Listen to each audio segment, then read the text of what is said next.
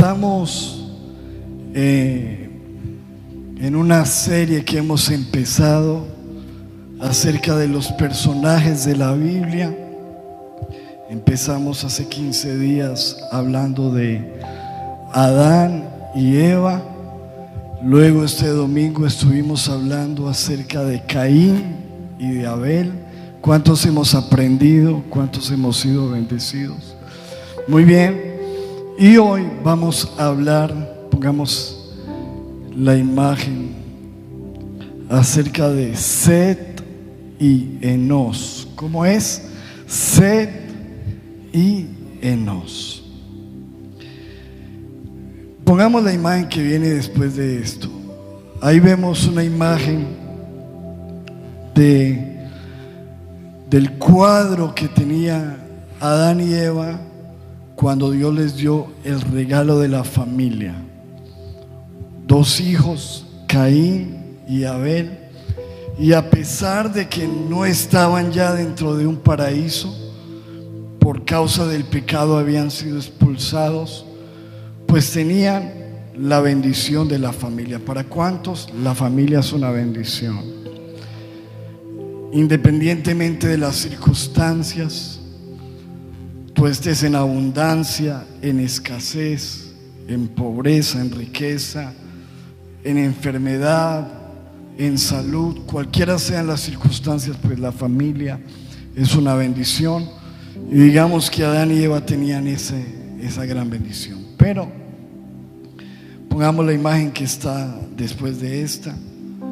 De un momento a otro viene el desastre, con lo que vimos el domingo de cómo se levanta Caín y en un acto lleno de odio, de envidia, de celos, mata a su hermano y destruye una vida y una familia.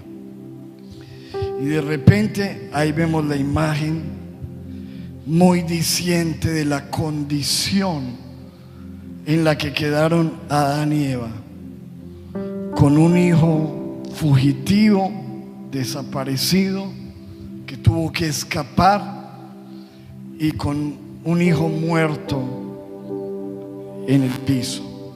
Perdieron sus 2 hijos, lo que tenían, su familia, y obviamente pues la mayoría de nosotros, por la misericordia de Dios, no hemos vivido un desastre de esos, pero me imagino que debe ser una calamidad perder a la familia de esa manera.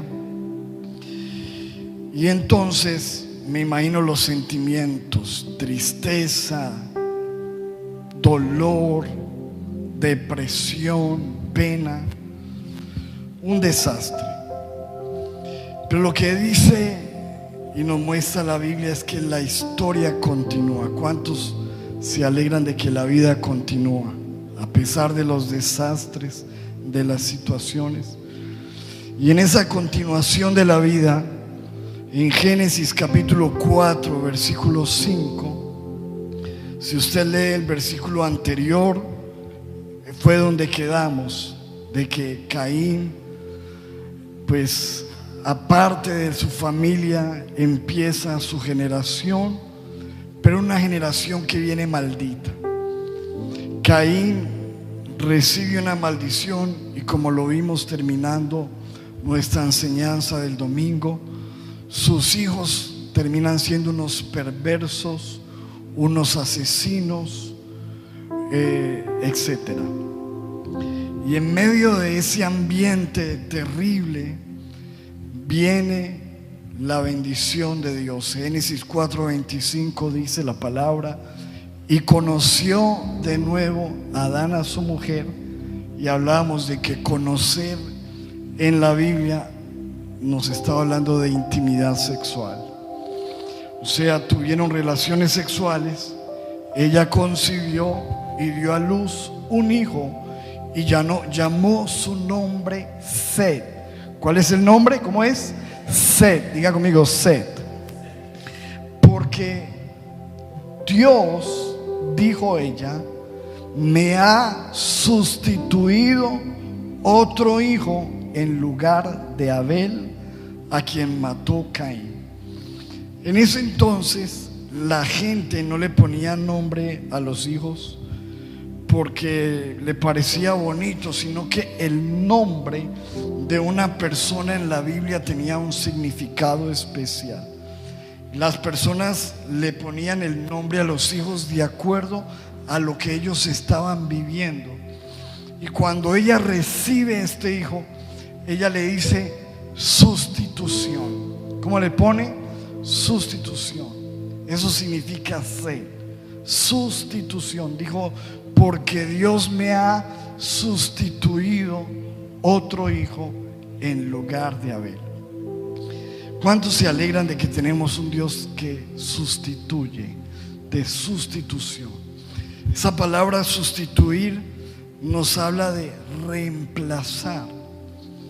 Cuando uno tiene algo dañado, cuando uno tiene algo que no funciona, tiene la posibilidad de reemplazarlo. Cuando algo se muere o se acaba o llega a su vida útil, uno tiene la posibilidad de reemplazar.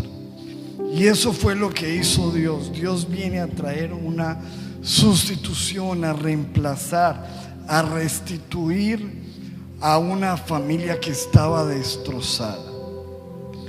Y eso es especial porque Dios sustituye en todas las áreas. Yo creo que cuando ella está hablando de sustituir, podemos pensar, por ejemplo, lo que dice el Salmo capítulo 30, versículo 1.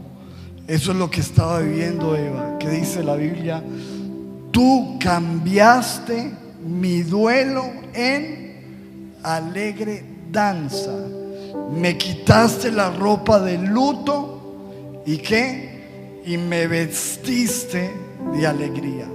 Eso es sustitución. En la versión Reina Valera dice: tú cambiaste mi lamento en baile. Aquí lo dice más como conforme a las circunstancias que Eva y que Adán vivían. Cambiaste mi duelo en alegre danza. ¿Qué diferencia? Un duelo. ¿Qué es un duelo? Un luto. Cuando alguien ha perdido a alguien, obviamente no tiene ganas de bailar, ni de cantar, ni de alegría. Pero lo que ella experimenta es que significa eso. Dios cambió mi lamento en danza. Dios me quitó la ropa de luto y me vistió de alegría. Eso significa sed. Eso significaba la vida de sed. Una restitución, un cambio, un reemplazo. Del luto a la alegría, de la ropa de dolor a la ropa de estar contentos. Mire como lo dice la versión lenguaje actual: tú cambiaste mi tristeza y la convertiste en baile. ¿Cuántos creen que hay un Dios que cambia nuestra tristeza? Me quitaste la ropa de luto y me pusiste ropa de fiesta. Cuando el Señor Jesucristo vino aquí a la tierra, Él vino a cumplir las profecías bíblicas, a cumplir lo que estaba escrito, porque de hecho la Biblia trata de Jesús. En el Antiguo Testamento Él es el Mesías prometido, el Redentor, el Salvador que viene, y en el Nuevo Testamento es el cumplimiento. Pero en sí la Biblia se trata, el tema central es Jesucristo.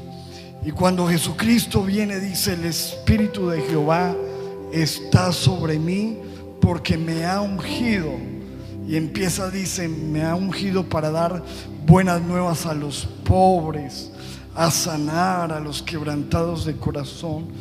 Pero una de las cosas que viene a hacer Jesús es a sustituir, a traer un set a nuestras vidas.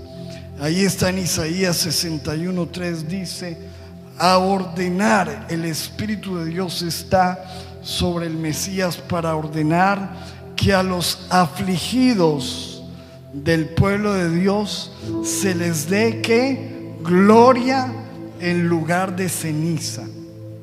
La ceniza habla de luto, de tristeza, de algo arruinado. Y dice: yo vengo a cambiar y a darles gloria en lugar de ceniza. Óleo de gozo en lugar de ¿qué? Luto. El que está en luto se le sustituye por gozo. Y dice: manto de alegría en lugar del espíritu angustiado. Y serán llamados árboles de justicia, plantío de Jehová para gloria suya. En otra versión dice que el espíritu está sobre el Señor para cambiar su derrota en victoria. Eso es sustituir.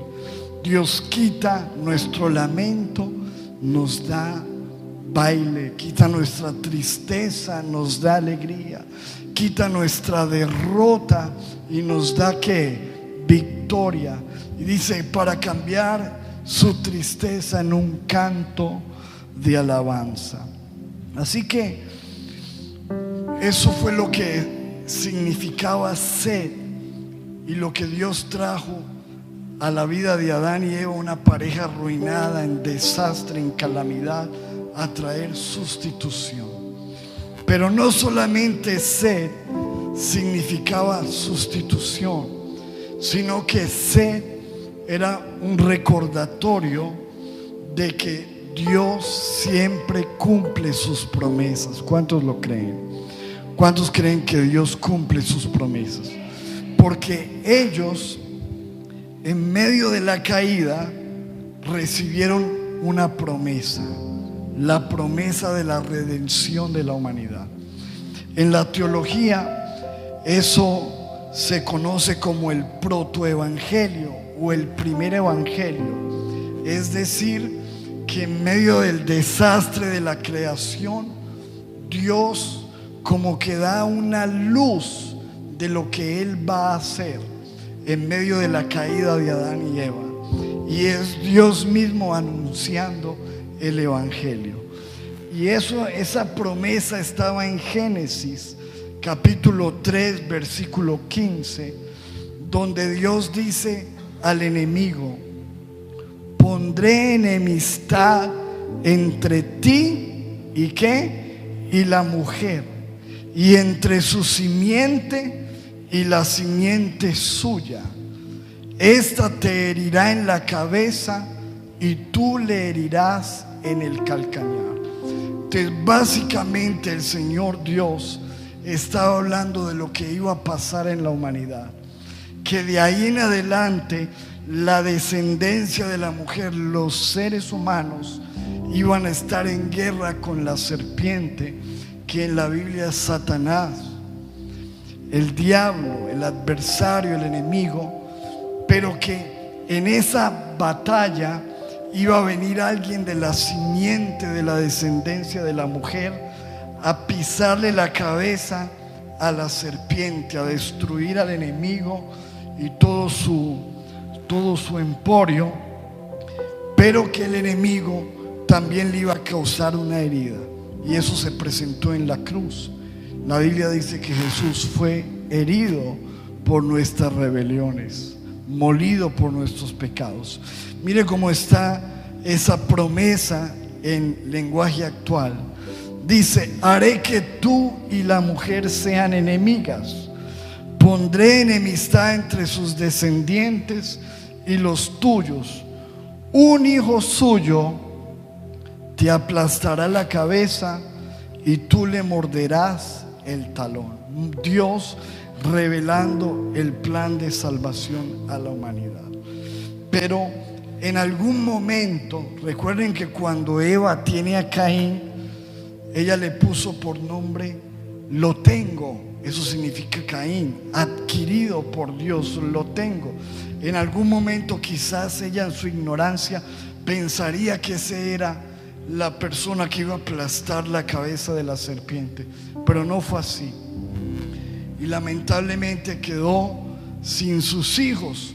¿Cómo Dios iba a cumplir su promesa? Ahí viene sed. ¿Qué significa sed? El que sustituye y el que viene para dar cumplimiento a las promesas de Dios. Y todo esto nos enseña a nosotros, primero, que tenemos un Dios que sustituye.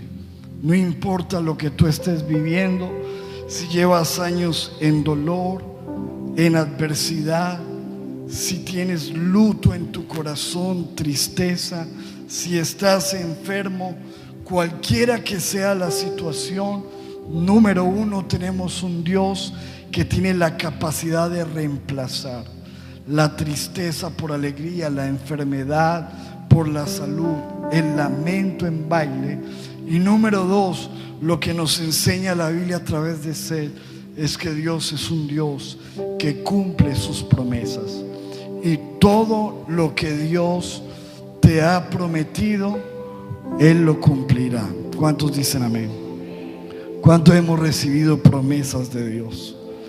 La Biblia dice que sus promesas son sí y son amén. Y si Dios lo dice con su boca, Él lo cumple con su mano. Y aunque haya momentos donde uno diga, como podría haber dicho Adán y Eva, ¿y ahora qué? ¿Dónde queda la promesa? ¿Dónde, cómo se va a cumplir? En algún momento Dios envía su sed, su manera de demostrar que Él siempre cumplirá sus promesas. Créele al Señor, dile a la persona que está a tu lado: Dios cumplirá sus promesas. Ahora, ¿qué significa la vida de sed? Número uno, una sustitución, un reemplazo. Número dos, el que Dios cumple su promesa. Y número tres, sed significa un nuevo comienzo. Deja Dios revelado a través de sed que Dios es un Dios que trae nuevos comienzos a nuestras vidas. Piensa en esto. Cuando uno lee la Biblia, Génesis 1, 2, 3 y 4, parece que ya contaron la historia. Nos cuentan: en el principio creó Dios los cielos y la tierra, hagamos al hombre a nuestra imagen y semejanza. Y creó Dios al hombre y le trajo a la mujer, y tuvieron unos hijos, y el hijo mató a este y a aquel. Pero cuando viene el desastre y nace sed, que está en los últimos dos versículos del capítulo 4, si usted va a leer el capítulo 5 de Génesis, parece como que un reinicio. Mírelo y verá. Génesis 5, versículo 1. Parece como que si Dios estuviera volviendo a contar la historia de nuevo. Mire el versículo 1. Este es el libro de las generaciones de Adán. El día en que Dios creó al hombre, a semejanza de Dios lo hizo. Varón y hembra los creó y los bendijo. O sea, parece como si estuviera volviendo a empezar la Biblia. Y dice: y llamó el nombre de ellos como Adán. Recuerde que la mujer no se llamaba Eva al principio, se llamaba Adán. Los llamó Adán el día que fueron creados. Y vivió Adán 130 años y engendró un hijo a su semejanza, conforme a su imagen, y llamó su nombre ¿qué? ¿Qué significa eso? ¿Cómo que qué? Borrón y qué. Empecemos. Volvamos a empezar. Y parece, a ella no aparece Caín, a ella no aparece Abel, sino que de una vez va ¿qué? A Sed, a la sustitución. ¿Qué está diciendo Dios? Volvamos a empezar. Porque Dios es un Dios de nuevos comienzos. ¿Cuántos se alegran por eso? Yo me alegro por eso, porque todos nosotros hemos cometido errores. El ser humano es inclemente, no tiene misericordia para juzgar. El ser humano no olvida. Pero la Biblia dice: de modo que si alguno está en Cristo, ¿qué? nueva criatura es. Las cosas viejas que pasaron, y Dios dice, todas son hechas que nuevas. No importa lo que tú hayas hecho, lo que hayas vivido, Dios te da un nuevo comienzo. Y ese es el mensaje de sed. Dios se revela como el Dios que sustituye, que cambia las cosas, que reemplaza la tristeza en alegría. Dios se revela a través de sed como el Dios que no importa lo que pase, su promesa se va a cumplir, y como el Dios que empieza de nuevo, que tiene un nuevo comienzo. ¿Cuántos dicen amén a eso? Dice: vivió Adán 130 años y engendró un hijo a su imagen, a su semejanza, y llamó su nombre Set. Y fueron los días de Adán después que engendró a Set 800 años, y engendró ¿qué? Hijos e hijas. Nos muestra la Biblia que Adán obviamente tenía la comisión de Dios de poblar la tierra. Y dice en el versículo 5: y fueron todos los días que vivió Adán 930 años y murió. ¿Y quién quedó ahí después de Adán? Set. Y dice: y vivió Set 105 años y engendró ¿a quién? Enos. Y aquí viene nuestro segundo personaje de la noche, y es Enos. Los dos tienen un significado muy especial, porque representan ese nuevo comienzo de Dios. Y a pesar de que en la tierra ya había mucho, recuerden que hablamos de que la tierra ya estaba con mucha población, de tal manera que Caín ya había hecho familia, tenía hijos asesinos, había una población tremenda. Pero estas personas empiezan a marcar los nuevos comienzos de Dios. Volvamos a Génesis 4, versículo 26. Y dice: y a Set también le nació un hijo, y llamó su nombre ¿qué? Enos, que Enos significa hombre, humanidad. Así le puso a su hijo Set. Y dice la Biblia, tiene algo claro ahí, dice, ojo, entonces, diga conmigo, entonces los hombres comenzaron ¿a qué? A invocar el nombre de Jehová. O sea que Enos marca un punto de partida, porque parece que de ahí para atrás todo era un desastre.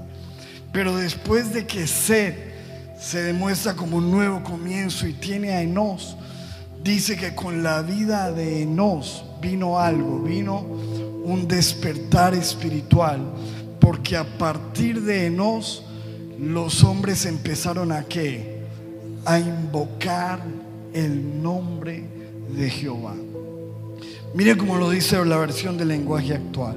Dice: también Set tuvo un hijo y le puso por nombre Enos. Dice: y a partir de entonces ¿qué? Se comenzó ¿a qué? A adorar a Dios usando su nombre. O sea que Set marcó la historia de la humanidad para que la gente empezara a buscar a Dios. La Biblia no nos muestra qué hizo, pero si algo cambió a partir de su vida es que él mostró algo. Algo pasó con él. Debe haber sido un hombre que empezó a amar a Dios, empezó a adorar a Dios, y que hizo que la gente se volviera a Dios, empezara a adorarlo, empezara a invocarlo. Hay unos libros muy interesantes de historias de hombres de Dios, de misioneros que trajeron el evangelio en Europa, en Estados Unidos. Y yo recuerdo que leí un libro muy especial que se llama Biografías de Grandes Cristianos. Y uno de esos hombres, un misionero, llegó a un pueblo que estaba invadido de cárceles, de borrachos, de prostitutas. Era un desastre.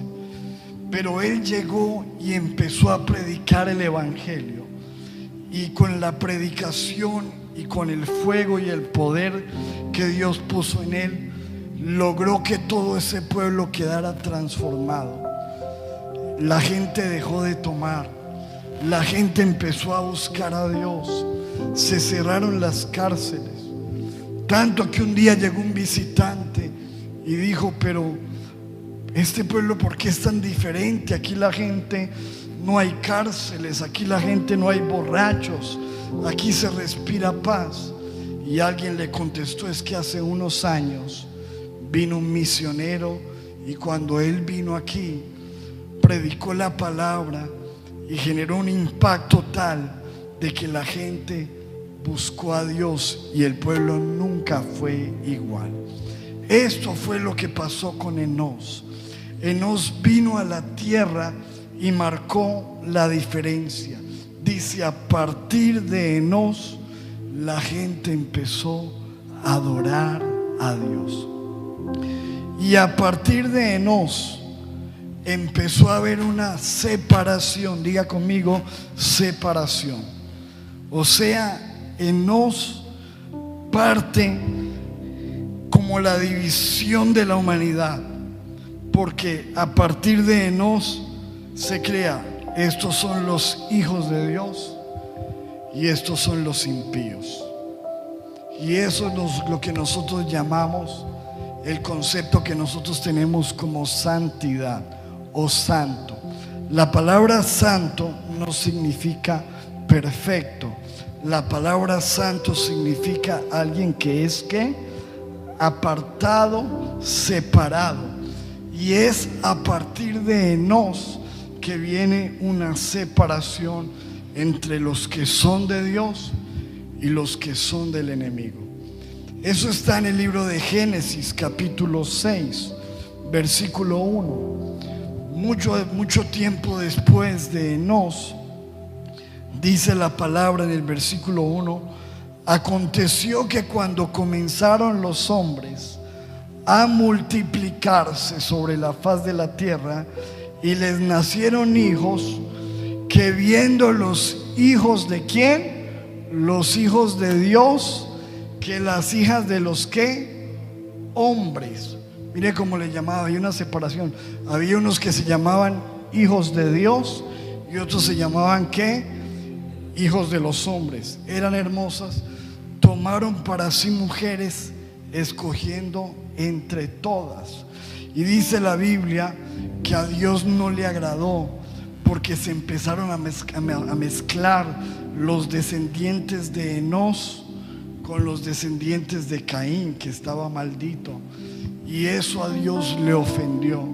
Y dijo Dios: no contenderá mi espíritu con el hombre para siempre, porque ciertamente él es carne, mas serán sus días 120 años. Y ahí es donde Dios empieza a recortar la longevidad del hombre, porque recuerden que los hombres vivían más de 900 años, hasta 969, que fue el hombre que más vivió, Matusalén. Pero a partir de que los hombres, los hijos de Dios, los hijos que adoraban a Dios, empezaron a mezclarse con la descendencia de Caín, Dios decide acortar la vida del hombre a 120 años. Y se nos muestra desde allí que Dios no quiere que el que es de Dios se mezcle con el mundo. Y eso está, por ejemplo, en muchos capítulos y versículos de la Biblia. Pero leamos, por ejemplo, Deuteronomio 7 versículo 3, donde Dios le está dando instrucciones a sus hijos y le dice: no emparentarás con ellas, o sea, con las mujeres paganas. No darás tu hija a su hijo, ni tomarás a su hija para tu hijo, porque desviará a tu hijo ¿de qué? De en pos de mí. Si ustedes empiezan a mezclar con los paganos se van a desviar y servirán a dioses ajenos, y el furor de Jehová se encenderá sobre vosotros y te destruirá pronto. Y eso era un principio en el Antiguo Testamento. Dios quería que el pueblo de Dios no se mezclara. Y en el Nuevo Testamento el apóstol Pablo dice: no os unáis ¿en qué? En yugo desigual con los incrédulos. O sea, un creyente no puede estar en yugo con un incrédulo, porque ¿qué compañerismo tiene la justicia con la injusticia? ¿Y qué comunión la luz con las tinieblas? Es decir, Enós marca de que Dios quería que su pueblo fuera santo, apartado, diferente. Y es por eso que usted en el Nuevo Testamento ve que a los cristianos se les llama como santos, ¿sí o no? El apóstol Pablo dice: escribo a los santos de tal lugar, porque quiere Dios que nosotros seamos un pueblo apartado, diferente. Así que mire todo lo que está revelándose a través de Set y de Enós. Dios quiere una nueva restauración, un avivamiento, un despertar espiritual, y que su pueblo se empiece a diferenciar del mundo, del pecado. Y a partir de Set y de Enós se empieza a marcar el linaje, la línea que va apuntando hacia la venida del cumplimiento de la promesa, es decir, hacia Jesús. Vamos a mirar unos versículos para terminar, en Lucas capítulo 3, versículo 23. Cuando usted lee el Evangelio de Lucas capítulo 3, empieza a mostrar el linaje de Jesús, de dónde viene Jesús, la línea que marcaría la promesa. Y dice la Biblia en Lucas 3, versículo 23: Jesús mismo, al comenzar su ministerio, era como de 30 años, hijo, según se creía, de José, hijo de Elí, versículo 24, hijo de Matat, hijo de Leví, hijo de Melquí, hijo de Janá, hijo de José. Y empieza a nombrar nombres, hasta que llega al versículo 38 y dice: ¿hijo de quién? De Enós. ¿Hijo de qué? De Set. ¿Hijo de qué? De Adán. ¿Hijo de qué? De Dios. ¿Dónde está Caín por ahí? Por ningún lado. Y Abel tampoco, porque Abel desapareció y fue el primer héroe de la fe, pero el primer mártir también, que no dejó descendencia. Y aquí se marca, mire, Dios, Adán, Set y Enós. Y de allí viene nuestro gran Dios y Salvador Jesucristo. ¿Cuántos dicen amén a eso? Entonces, amados, ¿qué aprendemos nosotros con la vida de Set y con la vida de Enós? Hay lecciones para aprender. Número uno, que Dios sustituye. Diga conmigo: sustitución. Dios te va a sustituir.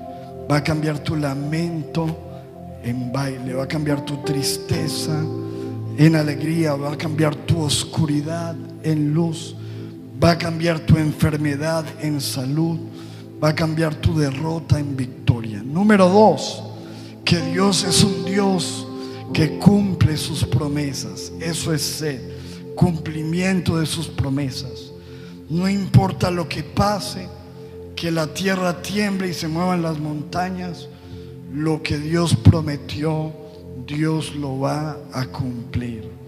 Número tres, aprendemos que Dios es un Dios de nuevos comienzos. Amén. que no importa nuestros errores, nuestras fallas, nuestras faltas, cuando tú y yo nos arrepentimos y venimos al Señor, Dios tiene la capacidad y el poder de hacer todas las cosas nuevas. Número 4, aprendemos de que en Enos hay un despertar espiritual, donde la gente empieza a invocar a Dios. Y Dios quiere que todos nosotros tengamos ese Enos, ese despertar espiritual. Si tú eres una persona que en algún momento te has dormido espiritualmente, has entrado en sequía, Dios quiere que en algún momento tú recapacites y empieces a invocar su nombre, a adorarlo. Y número 5, Dios quiere que aprendamos que Él quiere santidad, que Él quiere que nosotros nos apartemos y demostremos que somos un linaje diferente.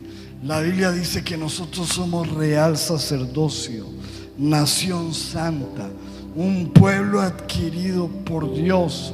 Somos su especial tesoro, somos la niña de sus ojos. Dios quiere que en nosotros haya una diferencia con el mundo. No podemos ser igual, reaccionar igual, hablar igual, creer lo mismo. Somos diferentes, somos llamados a marcar una diferencia. ¿Cuántos dicen amén a eso? Denle un aplauso fuerte al Señor.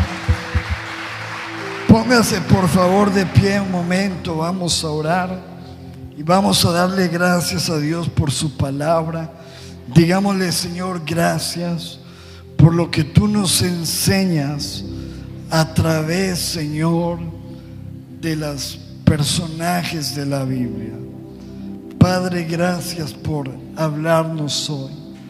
Gracias, Señor, por hacernos entender de que tú eres un Dios de sustitución. Levanta tus manos y tú que estás en aflicción, que estás en enfermedad, que estás en luto, que estás en tristeza, que estás en depresión, que no sabes qué hacer, que estás desesperado, levanta tus manos con esperanza y dile: Señor, gracias porque tú eres un Dios que cambia, que reemplaza mi derrota en victoria, mi tristeza en alegría. Solo tú sabes cómo estoy, cómo me siento en este momento, y oro, Señor, para que haya un set en mi vida, una sustitución. Levanta tus manos y dile: Señor, ayúdanos a creer en tus promesas. Dile: Señor, cielo y tierra pasará, pero tu palabra no pasará. En medio del panorama gris, en medio de las malas noticias, ayúdanos a creer que tú eres un Dios que cumples tu palabra, que eres un Dios de pactos, que eres un Dios que cumple tus promesas. Señor, que tú has dicho: yo soy su pastor y nada les faltará.